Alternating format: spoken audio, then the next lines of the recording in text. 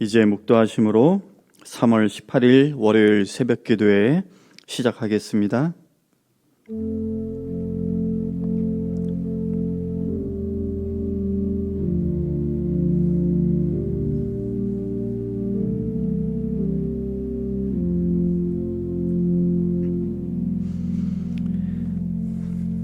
참 좋으신 하나님 감사합니다.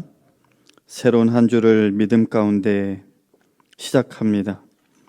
주님 동행하여 주시고 친히 우리의 발걸음을 지키시고 인도하여 주시옵소서.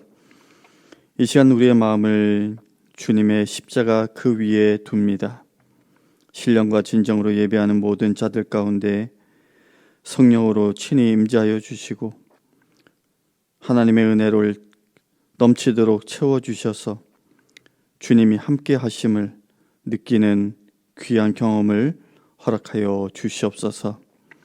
오늘도 말씀을 통해 우리 자신을 돌아보고 다시 한번 우리의 삶을 주님 앞에 내어드리고 하나님의 나라와 뜻을 위해 살아가는 우리 모두 될 수 있도록 주님 인도하여 주시옵소서. 감사함이 예수님 이름으로 기도합니다. 아멘. 다 같이 찬송가 526장 부르겠습니다.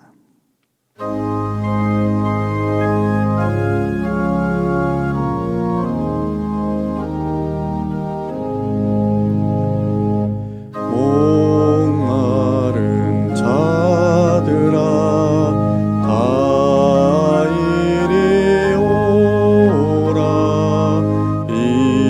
이곳에 좋은 샘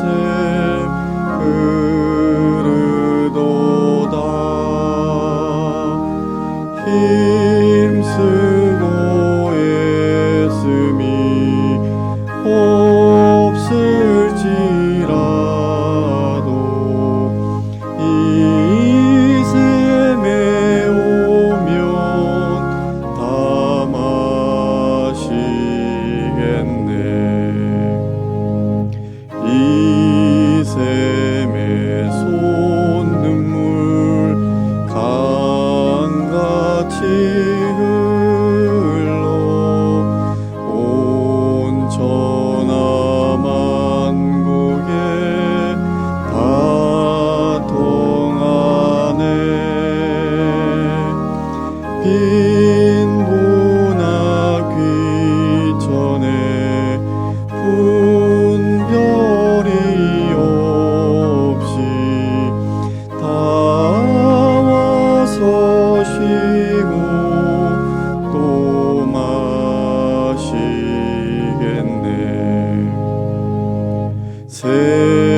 생명수 샘물을 마신 자마다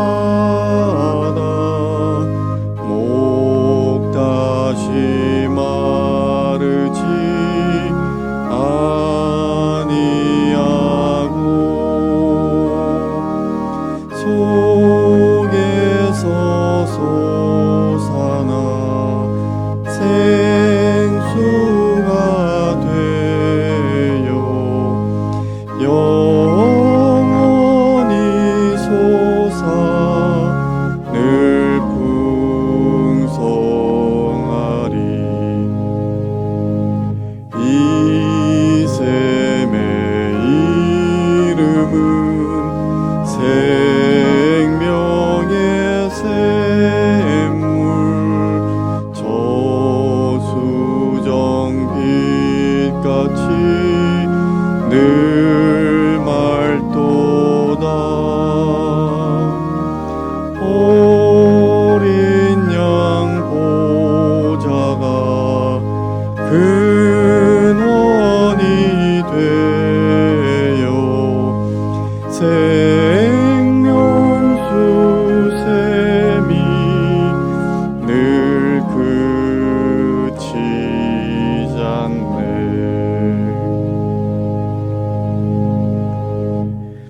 오늘 우리에게 주시는 하나님의 말씀 이사야 55장 1절에서 11절까지의 말씀입니다. 오라 너희 모든 목마른 자들아 물로 나오라. 돈 없는 자도 오라. 너희는 와서 사 먹되 돈 없이 값 없이 와서 포도주와 젖을 사라. 너희가 어찌하여 양식이 아닌 것을 위하여 은을 달아주며 배부르게 하지 못할 것을 위하여 수고하느냐.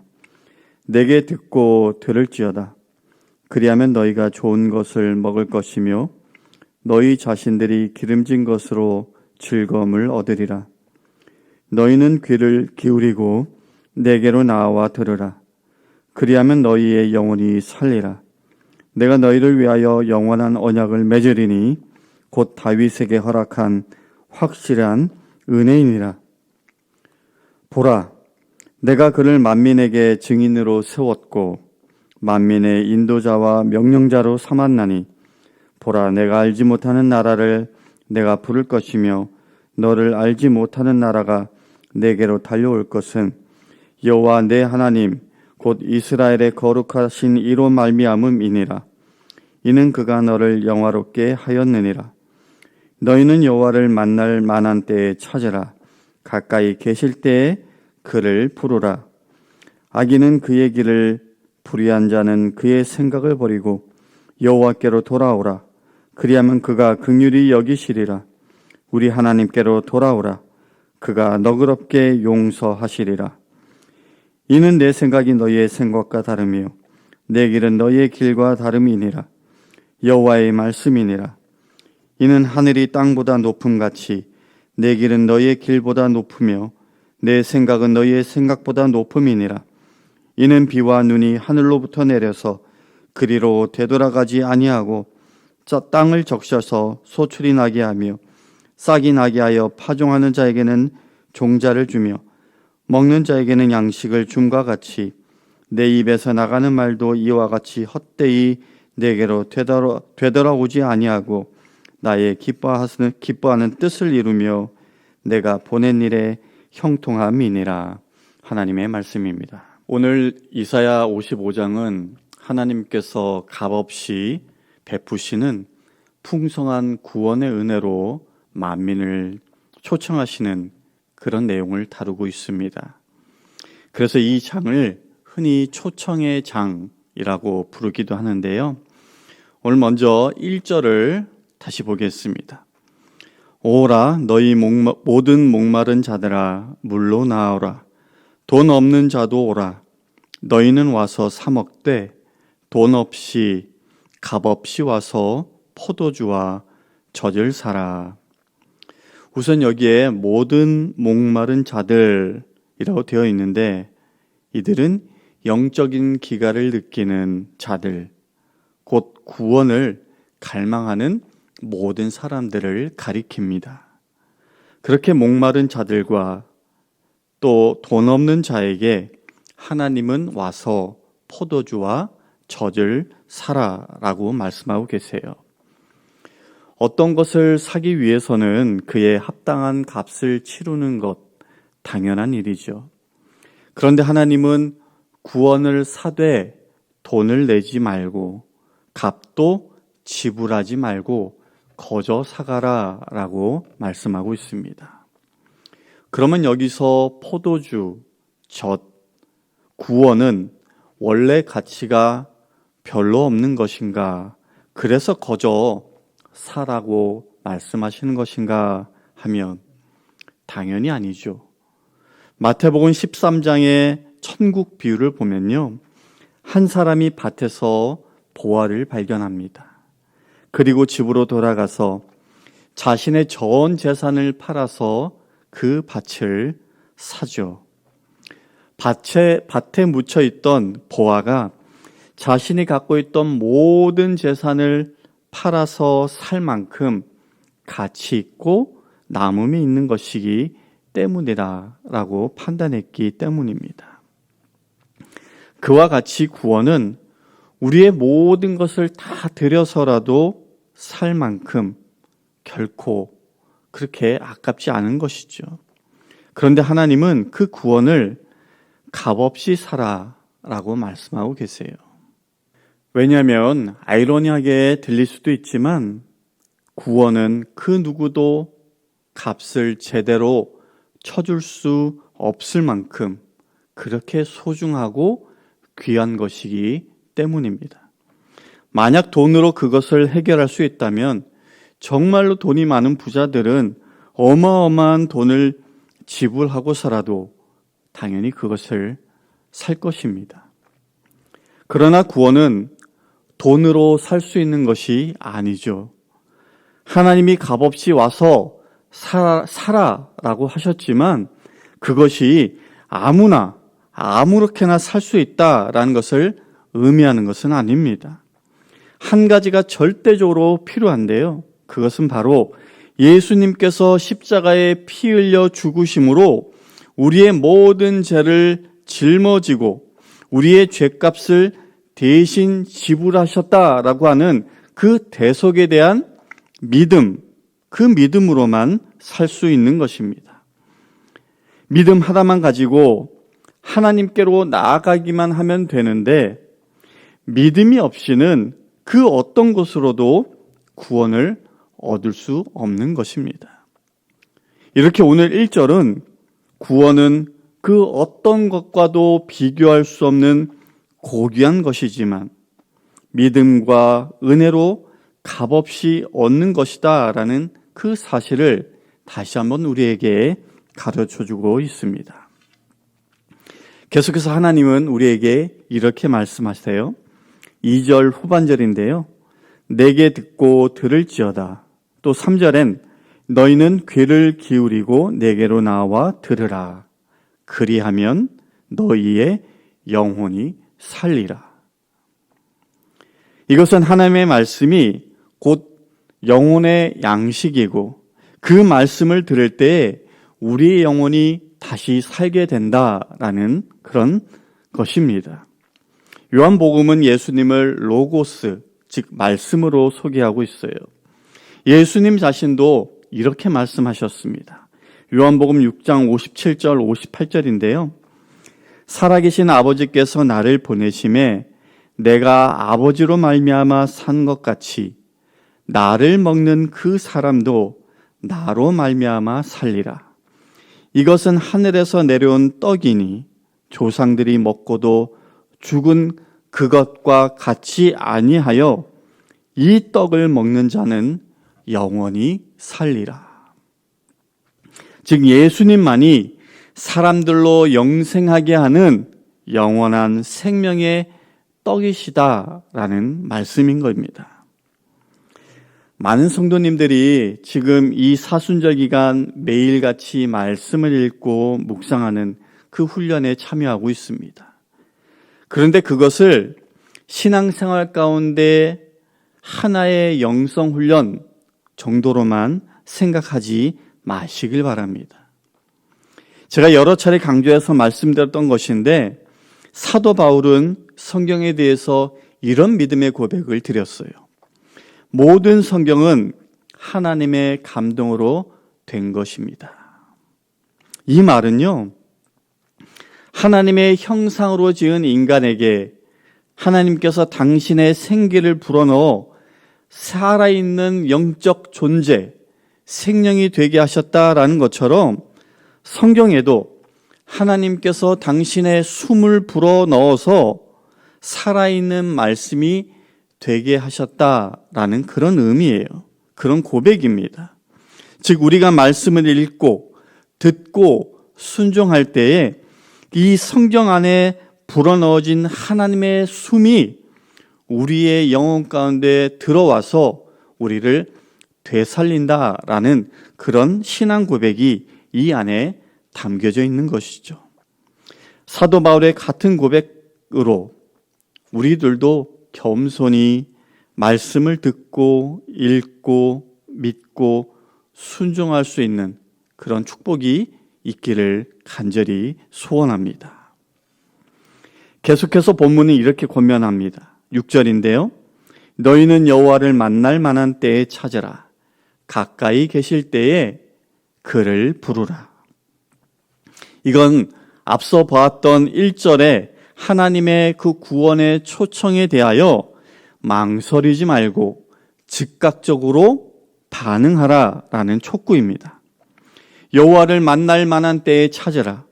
가까이 계실 때에, 즉 구원으로 초청하고 계시는 그때에 응답하라는 거예요. 여러분, 이것을 아셔야 해요. 이 구원으로의 초청은 아무 때나 늘 있는 것이 아니다라는 것을요. 시간이 되어서 문이 닫히면 그때는 아무리 문을 두들기고 소리를 질러도 소용이 없습니다. 아직 구원의 문이 열려 있을 때 여러분 자신뿐만 아니라 여러분의 가족들, 이웃들, 주님을 떠나서 방황하고 있는 자들이 있다라고 한다면 그들에게 복음을 전하고 주님 앞으로 인도하실 수 있기를 바랍니다. 정말로 그때는 아무도 모릅니다. 이미 임박한지도 모르겠어요. 여호와를 만날 만한 때에 찾고 가까이 계실 때에 부를 수 있는, 그래서 많은 사람들을 구원의 방주로 이끌 수 있는 우리 성도님들 되시기를 주님의 이름으로 간절히 축복합니다. 그런데 우리 같은 죄인, 악한 자들이 주님 앞에 나아가는 데 있어서 한 가지 조건이 있습니다. 그것은 회개입니다. 7절에 보면 악인은 그의 길을, 불의한 자는 그의 생각을 버리고 여호와께로 돌아오라. 그리하면 그가 긍휼히 여기시리라. 우리 하나님께로 돌아오라. 그가 너그럽게 용서하시리라. 회개하기만 하면 하나님은 그가 무슨 죄를 지었든지 그의 죄의 무게가 어떠하든지 다 용서하여 주신다라는 말씀이죠. 그럼 7절이 요구하는 이 회개는 무엇일까요? 자기 길을 버리고 자기 생각을 버리고 하나님께로 돌아가는 것입니다. 자기 식대로 옳다 여기면서 지난날 행했던 그 삶의 모습들, 고집, 악한 일을 도모하려 했던 생각들을 버리는 것이에요. 그리고 하나님께로 돌아가서 이제는 하나님이 기뻐하시는 선한 일, 의로운 삶을 살아가는 것이 진정한 회개입니다. 다시 말해서 회개란 단지 입술로 자기의 죄를 고백하는 것, 그게 다가 아니라 삶의 태도를 완전히 뒤바꾸는 것입니다. 그런 점에서 우리의 회개는 현재 진행형이에요. 여전히 우리에게는 옛사람의 모습이 나타나고 있습니다. 그러나 그럼에도 우리가 낙심하지 않는 까닭은 하나님의 그 놀라운 용서와 회복의 은혜로 말미암아 우리 안에, 우리의 삶 가운데 새 사람의 그 선한 모습이 점점 더 많아질 것이기 때문이죠. 하나님께서 이 시간도 친히 저와 여러분들을 도우십니다. 죄성이 나타나고 옛사람의 모습이 드러난다 하더라도 그때마다 다시 회개하고 주의 은혜를 힘입어서 믿음으로 살아가는 우리 성도님들 되시기를 주님의 이름으로 축복합니다. 마지막으로 11절입니다. 내 입에서 나가는 말도 이와 같이 헛되이 내게로 되돌아오지 아니하고 나의 기뻐하는 뜻을 이루며 내가 보낸 일에 형통함이니라. 21절 말씀은 하나님의 입에서 나오는 모든 말씀은 헛되이 사라지지 않고 반드시 그 목적을 이루게 된다라는 얘기죠. 우리가 잘 아는 민수기 23장 19절, 하나님은 사람이 아니시니 거짓말을 하지 않으시고 인생이 아니시니 후회가 없으시도다. 어찌 그 말씀하신 바를 행하지 않으시며 하신 말씀을 실행하지 않으시랴. 그러므로 여러분, 하나님의 말씀을 받았으면 그것을 따라서 우리에게 주어진 삶을 살아가시길 바랍니다. 말씀의 근거에서 모든 일들을 행하시길 바랍니다. 여러분 삶에 선포된 말씀, 여러분이 삶 속에서 묵상하는 그 말씀에 순종하시길 바랍니다. 하나님은 오늘도 당신의 백성들의 삶 속에 그리고 그들의 심령 속에 마땅히 지켜야 할 바들 그리고 버려야 할 바들이 무엇인지를 말씀을 통해서 알려주고 계세요. 그 말씀에 기초하여 어떤 것에도 흔들리지 않고 요동하지 않는 든든한 믿음의 집을 세워가는 저와 여러분 모든 성도님들의 삶이 되시기를 주님의 이름으로 간절히 축원합니다. 기도하겠습니다. 오늘 우리를 초청하시는 주님의 그 귀한 음성을 듣게 하심을 감사합니다. 주님을 믿는다고 하면서도 때로는 주님의 뜻과 말씀으로부터 멀리 떨어져 살아가는 우리의 모습이 우리 삶 가운데 있음을 주님 앞에 이 시간 고백합니다.